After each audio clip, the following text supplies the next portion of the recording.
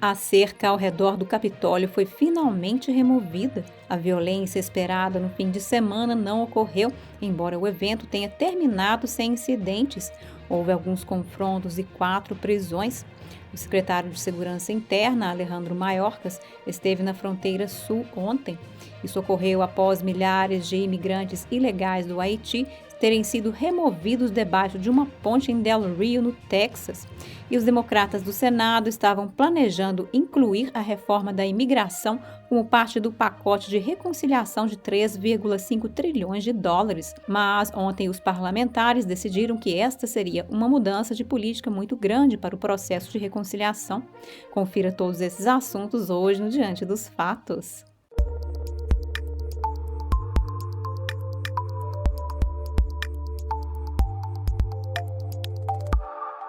Vamos começar com o Capitólio. A cerca ao redor do Capitólio foi finalmente removida após a polícia ter se preparado para uma possível repetição do dia 6 de janeiro no comício do fim de semana. Policiais e mídia notáveis superaram o número de participantes no evento. A polícia confirmou que compareceram entre 400 e 500 pessoas. Os oficiais usavam equipamento anti-motim e também havia policiais à paisana e policiais em bicicletas e cavalos. O ex-presidente Trump disse acreditar que as pessoas que estão sendo detidas ou processadas por participar do comício de 6 de janeiro estão sendo perseguidas pelo governo federal. Advogados e familiares de alguns dos réus disseram à Epoch TV que alguns estão sendo submetidos a confinamento solitário de 23 horas por dia. Well, John's in solitary confinement and he has been for no reason. That's a whole story. But last night for dinner they were served 4 pieces of white bread, a cookie, and a packet of tartar sauce. According to them, that's a nutritious meal, and they violated their own rule book on multiple occasions. So I think America needs to become very well versed in the treatment of these men. It's human rights that we're talking about, and it's completely nonpartisan. Isso atraiu críticas de alguns legisladores democratas. A senadora Elizabeth Warren disse que esse tipo de punição é cruel e psicologicamente prejudicial. Ela notou que essas pessoas ainda não foram condenadas. O ex-assessor de Trump, Matt Braynard, organizou o evento. Ele disse que a Look Ahead America está ao lado dos americanos que querem que as pessoas que se rebelaram violentamente em 6 de janeiro sejam presas. Mas ele também disse que algumas pessoas presas em 6 de janeiro foram acusadas de crimes não violentos e eles estão detidos há mais de 8 meses sem o devido processo legal. Ele disse que o evento exige julgamentos justos para eles. This is about the many people who were there that day who have not been charged with violence, not been accused of assaulting a police officer, destroying property, and the disparate treatment they've received. This is about equal treatment under the law.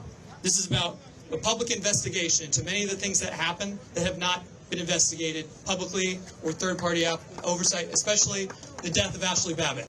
Ele disse que foi um protesto pelos direitos civis para chamar a atenção para os manifestantes não violentos no comício de 6 de janeiro, que foram tratados de forma diferente dos outros.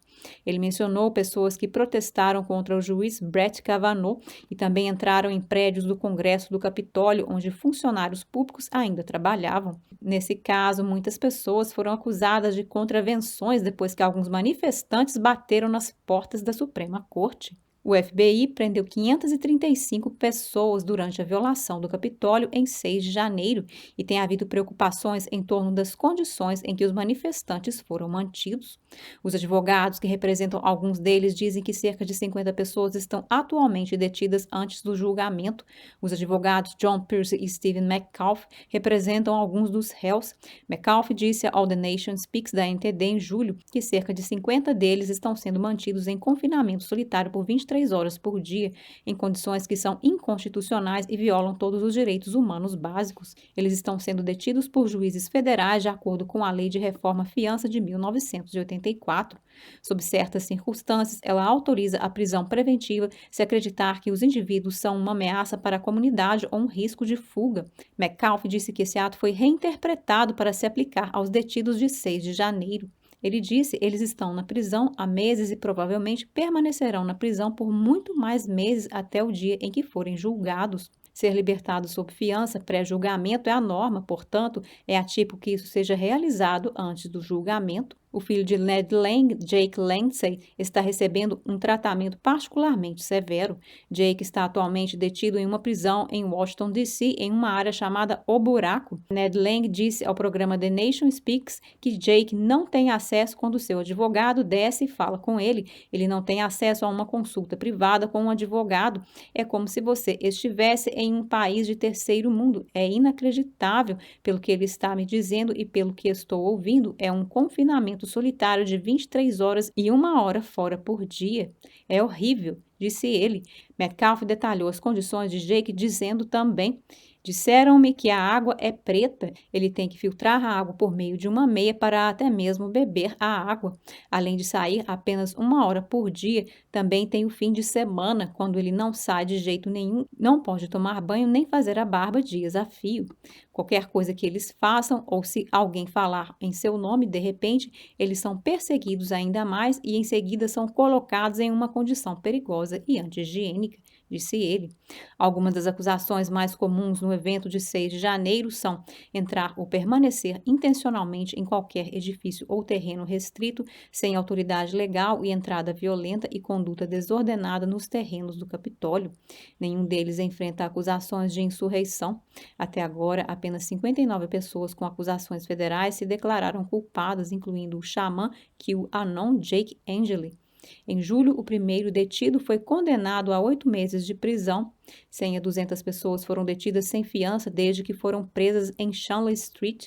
O advogado de defesa baseado em Louis Albert Watkins descreveu as condições que seu cliente enfrenta na prisão como tratamento semelhante ao Gulag, dizendo: o Sr. Shanley está em confinamento solitário desde que se entregou voluntária e pacificamente às autoridades federais em 9 de janeiro.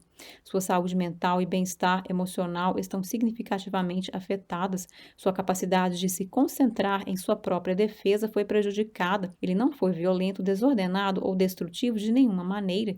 Ele não estava armado. Ele não ameaçou. Não há fim à vista. Seu único contato confiável, não monitorado com o mundo exterior, é seu advogado. Ele está sozinho, disse ele. O advogado Joseph McBride ligou para a Anistia Internacional porque afirma que o Departamento de Justiça e os funcionários da prisão permitiram que os guardas batessem em seu cliente. McBride também declarou oficialmente que dezenas dos que estão atualmente detidos por causa do evento de 6 de janeiro foram mantidos em confinamento solitário 23 horas por dia.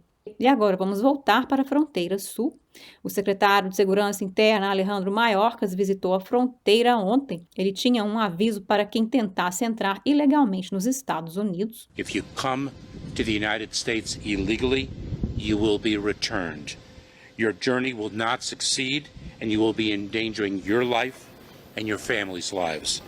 This administration is committed to developing safe, orderly, and humane pathways for migration, but this is not the way to do it. Agora, quanto aos milhares que se reuniram em Del Rio, no Texas, o Departamento de Defesa disse que ajudará a removê-los.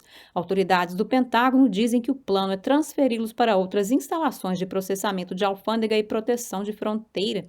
Milhares de pessoas sem documentos criaram um acampamento improvisado sob a ponte internacional Del Rio. Milhares já foram removidos debaixo de uma ponte em Del Rio, no Texas. As autoridades dizem que 33 mil pessoas foram transferidas nos últimos 2 dias. E esse número deve aumentar nos próximos dias.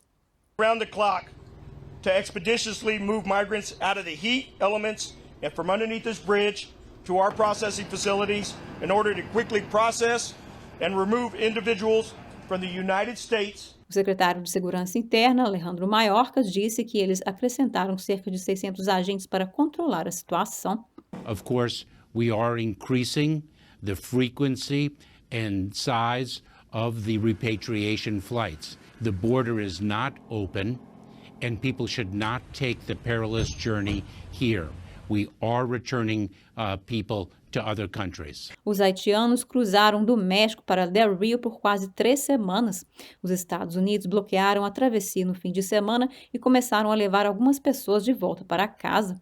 O prefeito ficou grato por receber um plano de ação imediato. We have much more resources that are being delivered to the Del Rio area, including state and federal equipment, manpower, logistical support. Em seu auge, o número de imigrantes ilegais reunidos sob a ponte chegou a cerca da metade do tamanho da população de Del Rio.